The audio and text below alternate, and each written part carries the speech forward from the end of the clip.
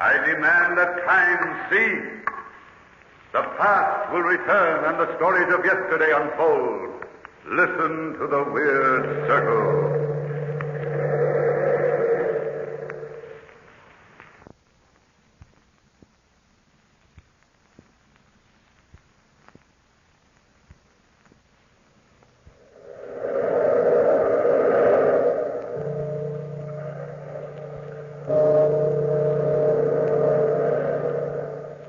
Out of the past, phantoms of a world gone by, speak again the immortal tale, the niche of doom.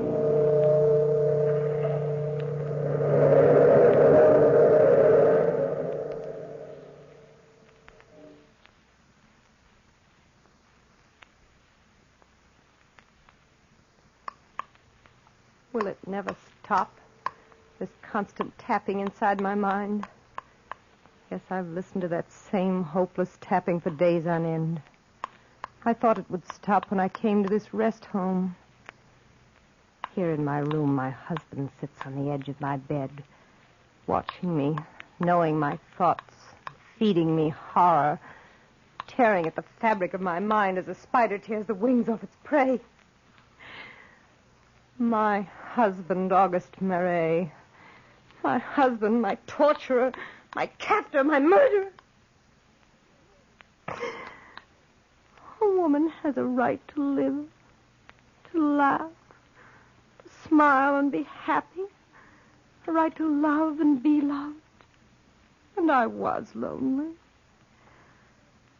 I remember the day I was in the patio attending to my tulip bulbs, talking to my maid Rosalie as I spaded the earth. Oh, Madame, the garden looks just beautiful. Yes, it does. I love this garden, Rosalie. It's the one thing in this entire dreary house I can call my own. If the tulip bulbs work as nicely as they did last year, perhaps Monsieur Marais will allow you to enter them in the garden contest. I've meant to ask him. Good day, Josephine. How are you feeling today? Well, I feel fine, August. I didn't expect you so early. You may go, Rosalie. Yes, sir. Anything I can do for you, Madame? No, nothing, my dear. Yes, Madame. You're looking very well, Josephine. Very well. August. You've something on your mind? What is it? August, I was wondering if you'd mind frightfully if I entered my tulip bulbs in the annual country exhibition. Mind? Naturally I mind. You know very well I don't like you making an exhibition of my name in public. August, just entering the tulip... I will not discuss it. But it's so lonely here all the time. Lonely? Nonsense. You've the maid for company? Yes, I've Rosalie. And I manage to spend one evening a week with you? Yes, I know you do. My dear, you should be very grateful that you have the position in life which marrying me has given you. I have everything but happiness, August. Happiness is relative. A girl born in the circumstances in which you were born, a poor, unimportant family, certainly cannot expect everything. But I ask so little, August, just to exhibit the bulbs and the flowers. I thought we were not going to discuss this anymore. You know very well the doctor told me at my age I'm not to allow myself to become excited. Yes, I remember what the doctor said. I'm glad. Please remember it. And now, my dear, I really must go over to court. Will you be home this evening, August? I'm never home on Tuesdays, Josephine. Enjoy yourself, my dear. Don't wear yourself out in the patio. You country girls are always lovely while you're young, but you age so quickly. Age so quickly. He frightened me. I saw all the years of my youth passing me by as I was caged up in the house on the Rue Montmartre. I was only 15 when I married August. 15, and he was 55 then. 5 years of marriage had taught me the meaning of loneliness and tears. A woman has the right to bask in the warmth of her youth. That's why I left the house that day. I wandered out into the garden patio outside my room, and I walked down the boulevard to Grenal's Cafe. I sat down at a table on the sidewalk, intending only to watch the others, to watch life pass by. The waiter was very friendly. What will you have, madame? An ice, a raspberry ice? Raspberry ice. Excellent, madame. Excellent for a warm afternoon. How angry this would make August. Sitting all alone, madame? Yes, Well, because I wish to be alone. Oh, no, you don't. Not when you have the opportunity to enjoy my company. Please, sir, I shall call the waiter. No, don't, please. You're lonely and I'm lonely. Certainly there can be no harm in two lonely people sharing a table for one short half hour. Now, can there? But my husband... Even a jealous husband can't object. Really, sir? And you are lonely. You really want me to sit down. You just won't admit it. Oh, I can see the truth in your face. You see things that are not there. May I, madame? Just for one half hour. Well, there really is no harm in it, is there? None at all. Thank you. Of course, madame, you know that I've lied to you. Lied to me? Your ice, madame. Something for you, monsieur? Oh, same as the lady. Oui, monsieur. Nothing like raspberry ice to start a lifelong friendship. What do you mean you've lied to me? Well, I didn't just happen along just now. I didn't just happen to see you sitting here and come up. I planned everything very carefully in advance. Oh? You see, madame, I live across the way from you. I've watched you gardening in the patio of your home many times. But why, monsieur? Why? Why, because you're a beautiful woman. Because I've wanted to know you so very much. Because I've seen something in your eyes that I've felt inside myself. You shouldn't, monsieur. You really shouldn't say these things to me. My name's Pierre Planton. Monsieur, for both our sakes, do leave me now. You've no idea how much trouble this innocent little adventure might cause us later on. Oh, I've waited a long time to meet you, dear lady. Not just a day or a week or weeks, but a year. I'm very flattered, Monsieur Planton. Pierre's the name. Pierre? You know, the first day I saw you in the garden, I asked my servant who you were. And when I found out you were married, I resolved never to try to see you again, but... Why did you change your mind? I saw your husband. August is a very fine, upstanding man. He told you so himself, eh? Why, no, I really think so. He's an old, garrulous, stupid bore who's overwhelmed with his own importance. Oh. Frankly, my curiosity is aroused. Why did a lovely young girl like yourself ever marry him? Well, I love him. Oh, madame, please don't cry, please. If there's one thing that turns my bone to water, it's a beautiful woman's tears. Here, I'm not crying. Here, use my handkerchief for these non-existent tears, then. Thank you. Now, Josephine, smile. Stop ordering me about. I won't have it. Please smile at me and say I'm forgiven. You're forgiven. Oh, that's better. I promise to be nice. You see, Josephine, believe it or not, I'm very fond of you, against my better judgment. You'd better believe it, because I'll haunt you every day if you don't. And that's the way it started. Just a talk in a sidewalk cafe. My first friend, perhaps the only friend I had besides Rosalie. At first, Pierre and I thought we were just playing at love. But by the end of the second week, I knew the truth. I loved him. I loved him as deeply and as truly as any woman could. We met in the afternoons in the cafe, and in the evenings when August was out, he stole into the patio and we talked. Talked of him and of me, and then of us.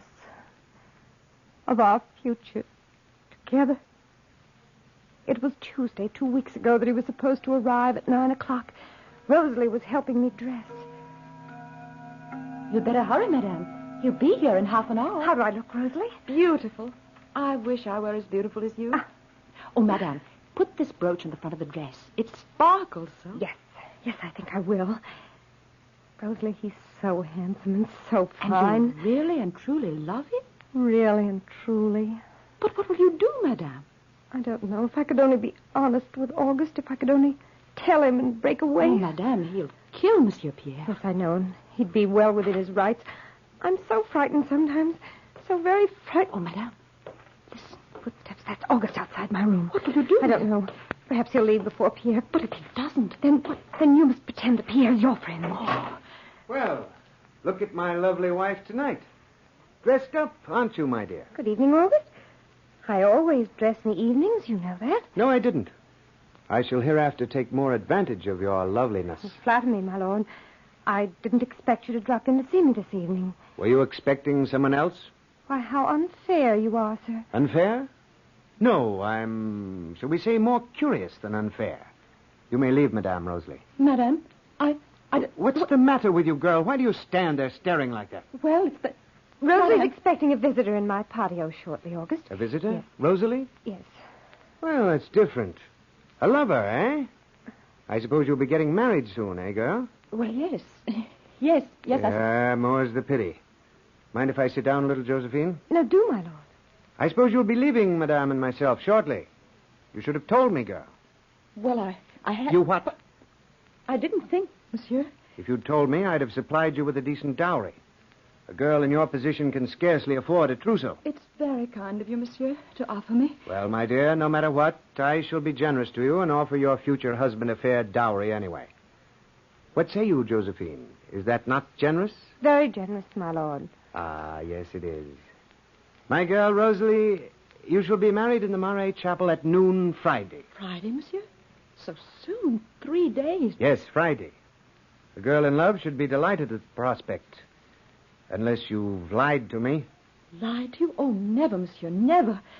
I'm delighted. Delighted. Yes, of course you are.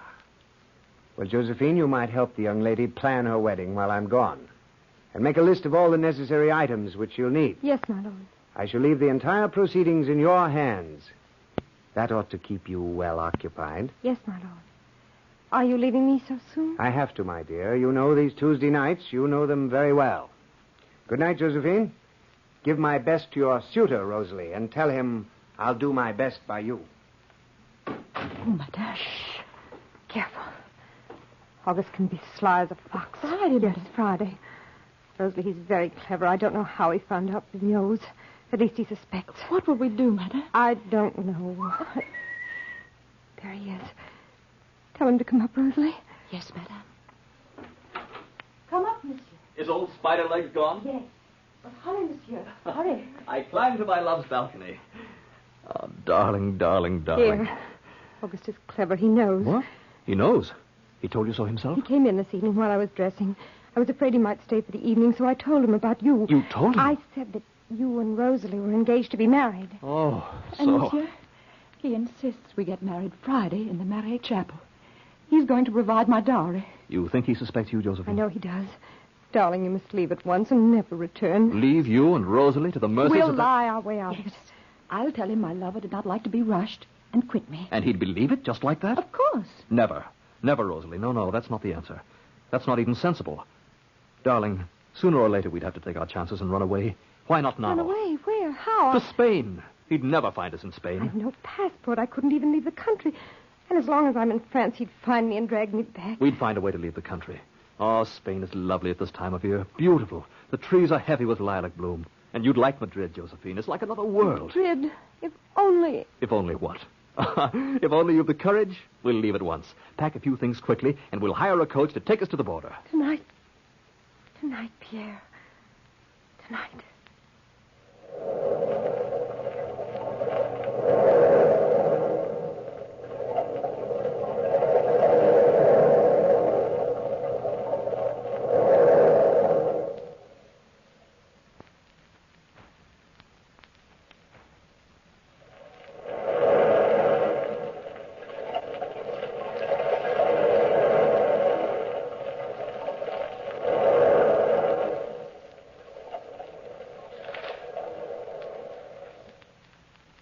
Now the suitcase is closed, my darling. Where's your coat? In this closet. Oh, let's do hurry. Lovely coat, isn't it? Everything looks lovely on you. Listen. What is it? My husband's footsteps in the hall. I waited for him, and he never showed up. That's a pity, Rosalie, and I had such pleasant wedding plans. Pierre, quickly hide in the closet. Take my coat and suitcase with you. Of course. Here, take it. Don't be frightened, darling. Madame hasn't been feeling well, and she lay down, monsieur. Well, she's probably lonely. I'll cheer her up. Josephine, I'm glad to see you looking well. Rosalie told me you were ill. I had a bad headache. What's that? Nothing. August, I heard nothing. In your closet. I heard something drop. What could drop in a closet? I don't know. You're better acquainted with your wardrobe than I am. Of course, my lord. You've so many headaches lately. Come, my dear, you'd best lie down and rest. Of course, whatever you say, my lord. You may go, Rosalie. Yes, sir. Of course, sir. I hope I didn't disturb your plans for the evening, but the evening began to pall, so I returned home. Sometimes my friends can prove themselves quite dull. I was thinking of you and your beauty, and I was worried about you. Worried about me? In what way, August? Oh, in the last 2 weeks, 2 of my friends have told me that they've seen you walking down the street alone, unchaperoned. Have they? Not that I listen to idle chatter, my dear. I don't. You know that. People talk. They have so little else to do. Naturally, I understand that. But then, a very close friend of mine was at the Café Grenald a few days ago. He, has told me something that rather puzzled me. You look a little pale, my dear. My headache. Naturally, your headache. He said he was sitting in the cafe and he noticed a woman who looks remarkably like you walk in and sit at a corner table. A woman who looked like me? She sat for a while all alone. Later, a man, a young man, joined her. He sat by her side. He called her Josephine, your name. Remarkable that a woman who looks like you should have the same name as you. Yes, it is remarkable. Quite coincidental. That's what I thought, coincidental. I might even have thought that woman was you if I didn't know better. Know that you're a dutiful wife, my dear. Of course, August. For a little while, believe me, I was rather worried. I began to think about the habits and customs of country women. And putting that together with your temporary restlessness lately... Well, for a while, my dear, I thought perhaps in your moments of weakness you had perhaps acquired an admirer. Please, August. But naturally you haven't? No, I haven't. Then when I walked in your room just now and I saw you looking so nervous, flushed, for a second I thought perhaps your, shall we say, admirer was here in this room with you. Did you? It was just a passing thought. Naturally, knowing you've a headache, I realized that the flushed expression comes from that. Yes, it does. Then again, when I heard that peculiar clatter in the closet, a strange idea was born. I thought perhaps your friend, the friend you met at the cafe, might be hiding in the closet. You look pale, Josephine. Do I? Is someone hiding in the closet? No. I naturally will take your word. If someone is in that closet, my dear, I should be forced to protect your honor and do away with it. Would you swear to me now on the Bible that there is no one hiding in the closet? Please, August, put away that dueling pistol. Then you are prepared to swear before God on the Holy Bible that no one is hiding in that closet? Yes, August. Ring for your maid, my dear. Why? I said ring for her. Yes, my lord. Now, fetch me your Bible. You have your Bible in the room, my dear, haven't you? Yes, my lord, it's right here at my bedside. Put your left hand on it. That's right.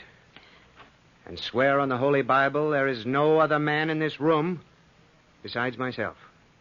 I swear there is no other man in this room besides yourself, my lord. My mind is much relieved. Much relieved. You rang for me, madame? I did, Rosalie. Do you know where Monsieur de Gorenflot lives? The mason, monsieur? Yes, the mason, monsieur. I want to write a little note to him, and I want you to deliver it at once. Fetch me paper and a quill, Josephine. Yes, my lord, I have a quill right here. Here's paper. Ah, that's just the thing. You've learned to sharpen quills quite well, my love. Dear Monsieur Gorenflot, I am writing to you because... Yes, that's what happened on that fatal Tuesday night. I perjured my soul, and I've paid for it. How little did I realize how much I had to pay. Rosalie left the room and delivered the note as she was bidden. My lord and I were left alone. He bade me retire to bed as I looked poorly and said that he personally would remain with me until my headache left. I assured him my health was much improved, but he would not have it so. I retired to bed, and he sat by my side until... Monsieur Mary, Monsieur Gorenflot is here. Come in, Gorenflot. I've done as you bid me, monsieur. I've brought the cement and the paving tools. Good work, Gorenflot. Come, bring them in here. In here, monsieur? In Madame's room? Yes, in here. Why, August? Why? Rosalie, go to bed, girl, and get a good night's sleep. You don't have to linger around any longer. Yes, sir. Monsieur Gorenflot, you see that closet in the corner? Yes, my lord. I wish you to cement it up. The sight of it affects my wife quite strangely. August! Please, my dear. But, August! You swore to me there was no one in it, my dear beloved wife. And I believe you. Surely there's no harm in sealing up such an offensive, ugly closet. I'll have another one built for you. But my clothes... I shall buy you new ones. What are you waiting for, Monsieur Gorenflot? My lord, at this hour of the night... You are sure you want me to do this now, monsieur? Wait till morning, my lord. I am positive, absolutely positive, my poor Gorenflot. Go to work at once. I will not wait. I am a man of whims. Strange, interesting Whim. August knew that my lover hid in there. I didn't think he'd have the heart to go through with what he had intended. So at first I just sat quietly by and watched. Gorenflot laid first one row of bricks, and then another, and then a third, and then a fourth. Pierre was afraid by now. He preferred quick, certain death to slow starvation, and he began knocking on the door and calling out. Please, let me out. Gorenflot, petrified, stopped, and he said... Monsieur Marais. Go ahead, Monsieur Gorenflot. There's no one in that closet. My wife has assured me there's no one there. August! And I'm within my rights, Monsieur Gorenflot. Proceed at once. Proceed. As you say, Monsieur Marais. Please, open. Yes, as he says, he was within his rights to do exactly as he pleased. The fifth row slowly fell in place, and the sixth. And then I knew that August meant to see that night's work finished. The seventh. I cried, I wept, I tore at his coat, I pleaded, I entreated. It was all no use at all. Small beads of perspiration shone on Gorenflot's forehead as he worked, and the rows kept going up, one by one, until morning, when the entire job was done. Thank you, Monsieur Gorenflot. Here is 2,000 francs for your work and your silence. My wife's good name must not be bantered about in public. Thank you, monsieur. Thank you. How could you be such a beast? Come, my dear. Dry your eyes. The offending closet is sealed up. August, there's a man inside. There is. How can you deny it? You're lying to me, Josephine. You swore there wasn't. I must believe an oath taken on a Bible. Listen, don't you hear him? Yes, but my ears deceive me. He's calling out. August, please take my life. But don't let him die in there like that. My dear, there's no one in that closet. Remember what you said? Ring for your maid, Josephine. My maid. Rosalie! I said ring for her, not cry out for her. Of course I'll ring for her. August, be human. Please be human. I've been more than human, Josephine. I've been godly. I've accepted your word as absolute truth. Don't come in, Rosalie. I shall see you at the doorway. Stay right out here, my dear. That's right. Instruct the butler and all the servants that Madame and I will remain in her room for at least a month. And our meals are to be served by my private valet. Yes, monsieur. And otherwise, we're not to be disturbed by anyone. Yes, monsieur. For 30 days, 30 nights. For 30 days and 30 nights I heard that tapping on the wall. His cries, his moans, his words, his pleas, I heard them there. August was stone, completely stone. He didn't care. He just sat and watched me. Watched my face, enjoyed my terror. Fed me horror, waiting daily for the cries that issued out. August, how can you? How can you be like this? He's there, Pierre is there. He's behind the wall. My dear, you must be ill. Listen to him. He's dying there. Each day his strength grows less. And as he dies, I must die too. August, please, in heaven's name, be kind, be merciful. Forgive me, let him go. There's no one there. I'll call the maid. You'll need her care. No one there. Listen. The tapping stopped. It stopped. Murderer! You pig, you beast, you killed Poor girl.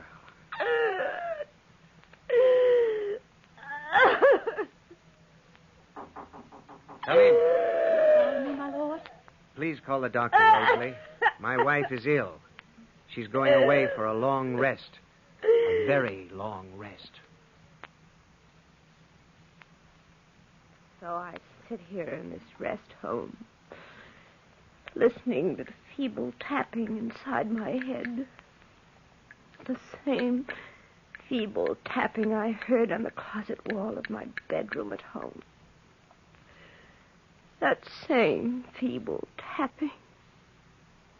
Will it never stop?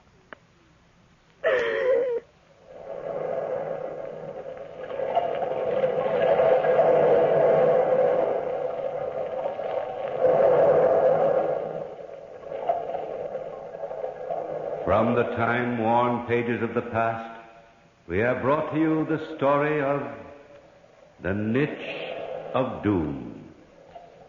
Bellkeeper, toll the bell.